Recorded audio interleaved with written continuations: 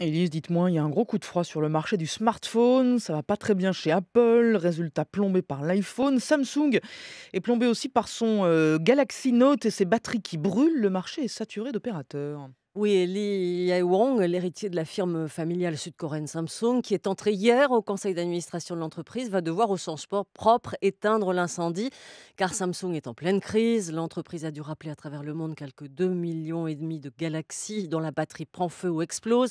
L'entreprise, considérée comme le fleuron du smartphone, a vu son bénéfice plonger de 30% dans cette branche. Elle n'est pas sur la paille, elle est présente ailleurs que dans la téléphonie, mais son image en a tout de même pris un coup. Elle espère redresser la barre avec un nouveau Galaxy S8 annoncé pour le mois de mars et c'est donc l'héritier qui est désormais à la manœuvre pour regagner la confiance du consommateur. Et alors chez Apple, on l'a vu cette semaine, ça va pas très bien non plus.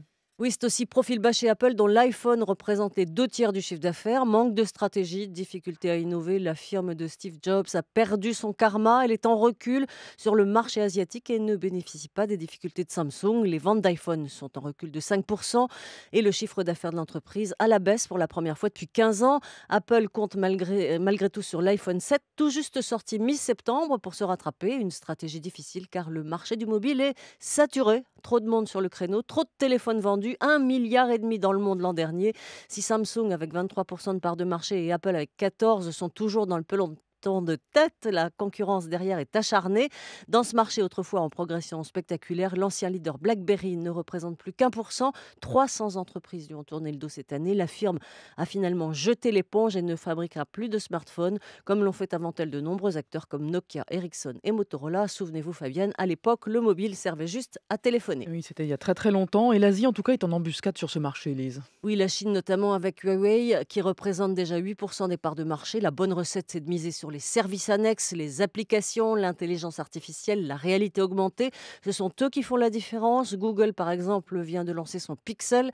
Et après l'Inde et la Russie, le chinois Le Echo se lance maintenant à l'assaut des États-Unis. Il sortira 2 smartphones mercredi prochain. Tous deux misent justement sur cet écosystème connecté qui garde le consommateur captif quand Samsung, lui, privilégie plutôt la technologie des appareils.